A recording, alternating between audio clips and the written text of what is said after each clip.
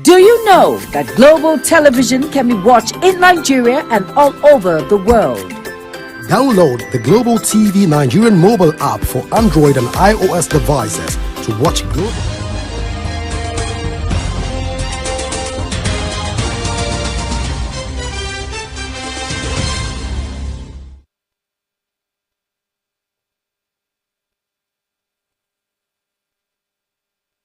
Global TV News Prime.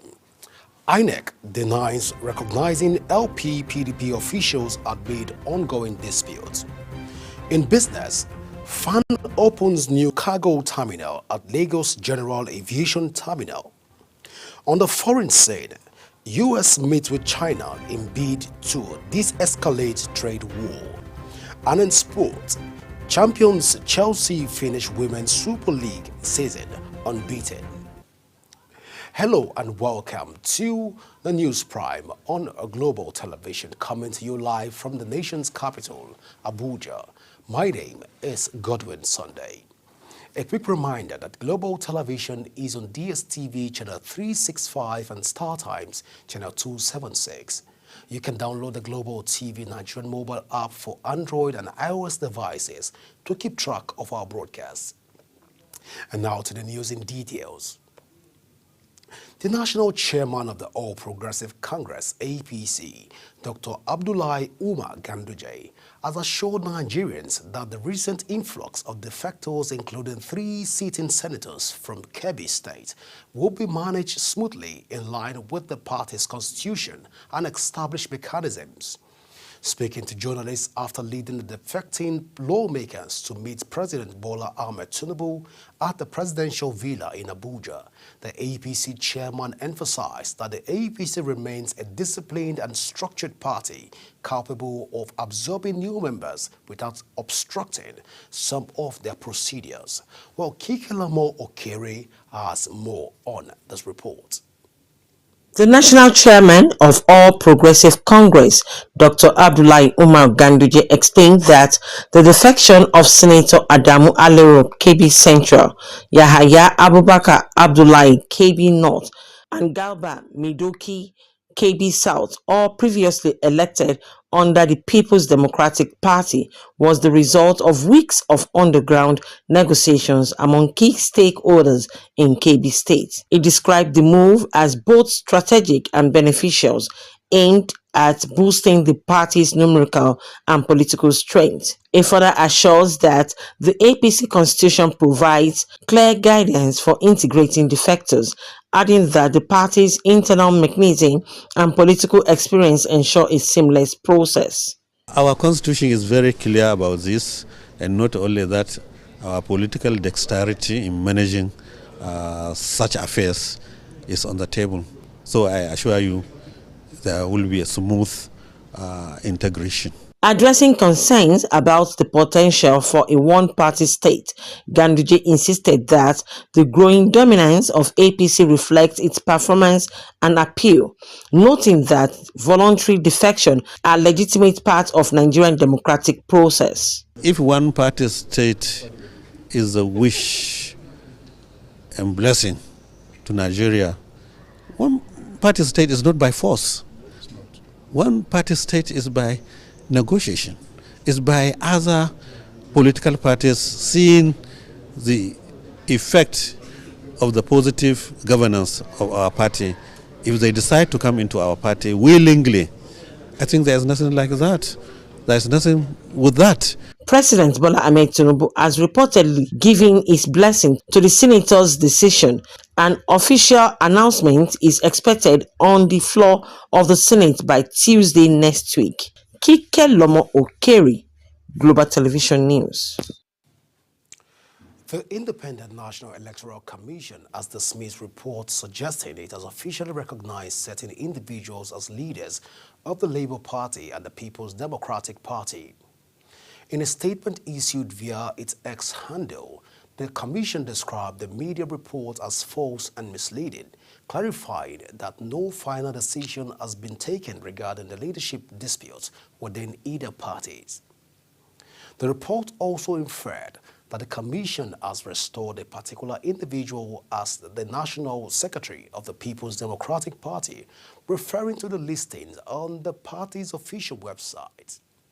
INEC explained that the names of Labour Party officials currently listed on its website were uploaded earlier in compliance with a court order unrelated to the recent Supreme Court ruling concerning the party's internal leadership crisis. The Joint Admissions and Matriculation Board, JAMB, has announced the official release of the 2025 Unified Tertiary Matriculation Examination UTME results. According to the board, the results of 39,834 candidates were being withheld due to suspected examination malpractices. JAMB Registrar Professor Ishak Oloyede disclosed this during the official release of the 2025 UTME results in Abuja. Our correspondent Sharon Ajay completes the story.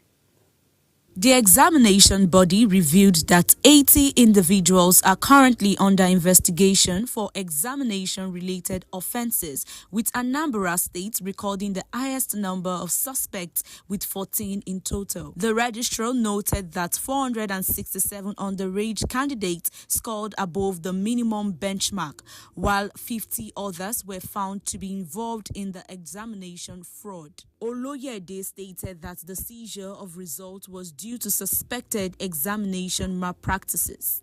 In all, over 10,000 officials were involved in conducting, monitoring, and managing the exercise. Without any equivocation, this year's exercise will be remembered as the most successful in recent times.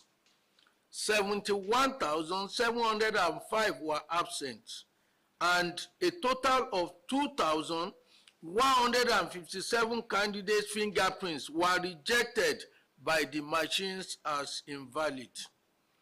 This failure was beyond the acceptable normal margin of failure. We interrogated it because it was abnormal. Subsequent discoveries in this regard indicated that a number of the candidates whose fingers were unrecognized had one question of registration infraction or another to answer. Sharon Ajay reporting for Global TV News. The National Agency for the Prohibition of Trafficking in Persons has rescued a 2-year-old child trafficking victim in Aba, the Abia State capital. According to a statement, according to the agency's official Facebook page, the child was trafficked from Abuja to Aba, where the suspect, who allegedly sold her for 100,000 naira, was arrested by officials of the Department of State Services. The agency also sought public assistance to reunite the child with her biological parents. NAPTIX therefore called on the biological parents or any relative of the child to urgently contact the agency, signing of concession agreement with Renoxel Group Limited. But following the signing of a consent agreement, the Benue State government has finalized agreement with Rexonal Group Limited for the implementation of the Food City project in the state. The project is aimed at promoting food production and processing agricultural products. Our correspondent, Felicity Ndere, completes the story. Barely 1 month ago, the Benue State government entered into a memorandum of understanding with Rexonal Group Limited for the establishment of National Food Security Complex in the state. The signing of concession agreement for the project in Otukpo is coming after due diligence as regards the terms of engagement and consultation with relevant stakeholders. I have signed a lot of memorandum of understanding, MOU, since I came on board. Some, they use it only to collect loans and go back. Your case will not be like that in Jesus' name. Amen. If you do like that, we will sanction you. We sent your due diligence documentation, your project design documents, your architectural design documents, and all of those, your financial model, to 13 MDAs to provide expert advice on the various components of your project. I'm also happy to inform you that all of those came back positive. We wrote to the Federal Ministry of Agriculture and also received a positive response on your project. Just like the Honorable Commissioner for Agriculture has said, as far as human logic is concerned, we have done what we need to do. For some of the partnering agencies and parastatals, the implementation of the project will be of immense benefit to the state in the areas of food processing, employment generation, and boosting of internally generated revenue. What this seeks to do is to create a hub for the Benue people to be able to provide food security, not just for itself, but also for other people across across Nigeria. The project, according to implementing partners, will be carried out in phase with that of Otukpo being a pilot scheme. The state has to actually live to our potential as the food basket of the nation. That's why I said it's divinely orchestrated, because the state has had this name even before we came up with the idea of National Food City Complex. So I can assure you, by the grace of God, our gathering today, in the next 60 days, we shall be talking about the milestone of what we have achieved physically on ground. The investors are to establish and manage for 25 years, after which they will hand over to the state government as co-partners. Felicity Ndere reporting for Global TV News, Makudi.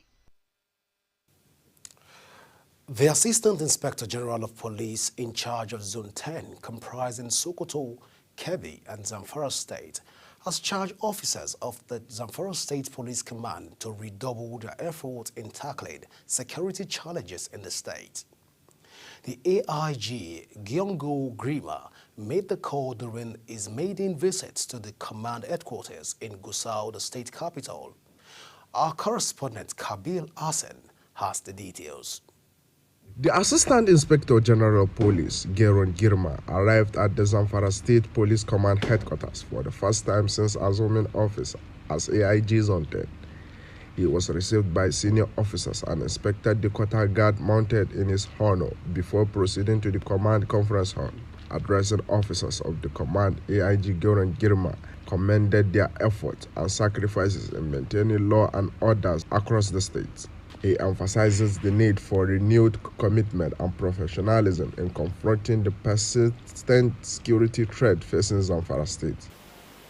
And so, I didn't come here to bring any tension or to raise any temperature. If anybody's temperature is high, bring it down. If you have BP, it will go down now. Just be your natural self, be calm. Situations will never finish. And you are not experiencing anything new. Others have experienced what you are experiencing. But their level of calmness must have helped them to sort themselves out and finish well. The State Commissioner of Police, Ibrahim Maikaba, in his remarks, appealed for enhanced operational equipment. He stressed the importance of improved mobility, communication gadgets, and continuous intelligence sharing. And 20 divisions and 36 police outstations. It is of security importance to let the AIG have an overview of the crime situation in Zamfara State, which among others include cattle rustling, kidnapping and abduction, culpable homicide, armed robbery, and reprisal attacks. These are serious security challenges facing the command. However, the command, in its effort to stem the tide of these security challenges, has improved and sustained its crime-fighting strategies that covered all the 40 local government areas in the state. Challenges of the command. The command is confronted by enormous challenges that affect the existing security arrangement in the state, notable among which are manpower. Daily and periodic transfer of officers out of the command without replacement has greatly depleted the strength of the command, thereby making our crime-fighting strategy and efforts to be very, very ineffective. So I'm pleading with the AIG to help us prevail on at least force headquarters to help us and make sure that whenever there are transfers that affect the state command, there should be replacements. The visit is seen as a memorable booster for officers and men of Zamfara Police Command as the leadership of the force continues to demonstrate its commitment to strengthening internal security and the region. Hassan Kabir reporting for Global TV. In business, Kano State commercial city in Nigeria has been trade hub for grains and textiles since the colonial era, and today the resilient shoemaking business in Kofa Wombai market employs hundreds and thousands of people working at various stages of the manufacturing processing. Global TV correspondent Idris Jibril take a first-hand look at the business in action.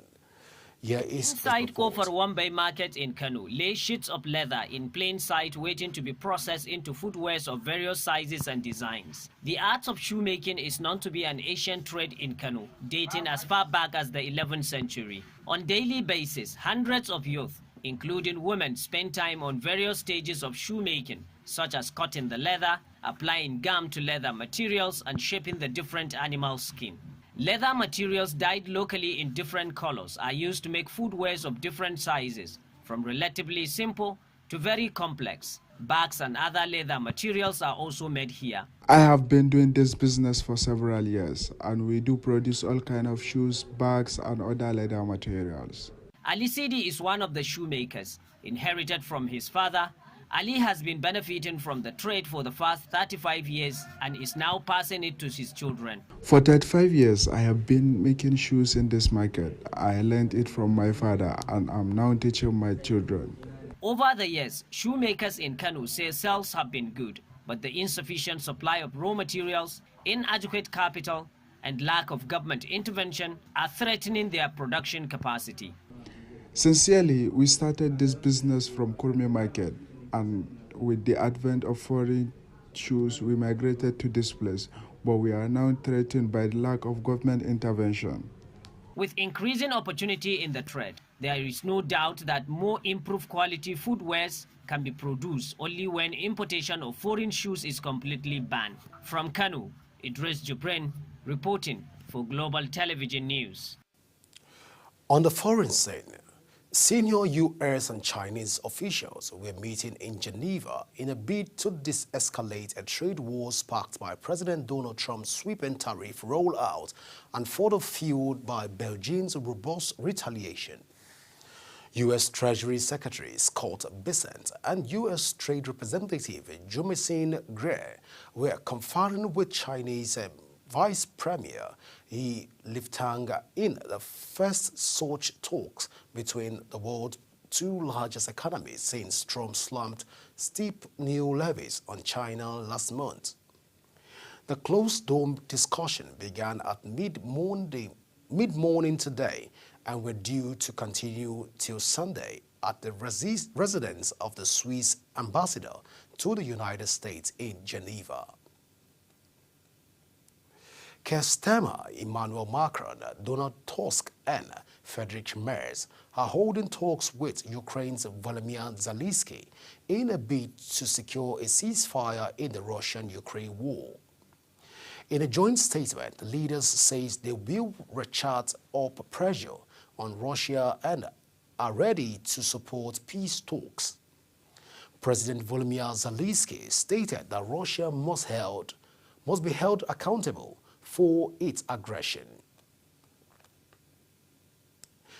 India says Pakistan used missiles to target its base hours after Pakistan accuses India of firing at 3 of its military air bases. Indian Army accuses Pakistan of being escalatory and provocative, while Pakistan's army claimed to have destroyed India's X-400 defense system, something that he denies. Earlier this week, Indians struck targets in Pakistan and Pakistan's administered Kashmir in response to a deadly militant attack on Indian tourists in Pahalgam last month. Ismail Bal denies involvement. And in sport, Chelsea ended Women's Super League season unbeaten after Aggie Beever-Jones' stoppage time goal secured 1-0 win over Liverpool at Stamford Bridge. The Blues had wrapped up the title, their 6th in a row, with 2 games to spare as French manager Sonia Bonpasta ensured the London club remained at the summit of the English game in her first season since succeeding Ima Hayes. Chelsea, who also won the League Cup, will aim to complete a domestic treble when they face Manchester United in the FA Cup final on May the 18th. The Nigerian Boxing Federation crisis has taken a turn in interim President Azania Omo Agege has filed a comprehensive lawsuit against Kenneth Mima, the Nigerian Olympic Committee, and 5 other defendants at the Federal High Court in Abuja. A court document revealed that Omo Agege's lawsuit filed on Monday names the National Sports Commission, the International Olympic Committee, Nigerian Olympic Committee, retired General Kenneth Minima, Akinyele Oladapo, Board Boxing, and the Board of Nigerian Boxing Federation as defendants in the case. The legal action primarily challenges the controversial affiliation with World Boxing, which Omo Agege claims was executed without proper consultation with stakeholders and board members. The Nigerian Women's Football League Board has assured fans of fair officiating, strong security, and wide coverage for the tournament as the race for the 2024-2025 title begins on Saturday today in Ikenne, Ogun State. Nigeria Tels and Nasarawa Amazons will clash in the opening games of the 6-team playoff, while Bayelsa Queens will clash with 7-time champions Rival Angels in the second game of the day, while host Remo Stars Ladies will make their playoff debuts against defending champions Edo Queen. As we end the Global TV News Prime, here is a recap of our top stories.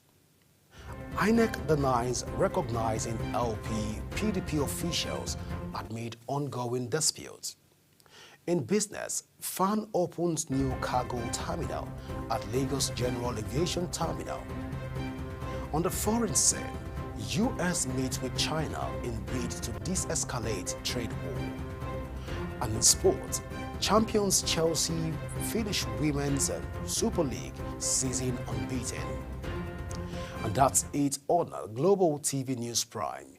A quick reminder that Global TV is on DSTV channel 365 and StarTimes channel 276.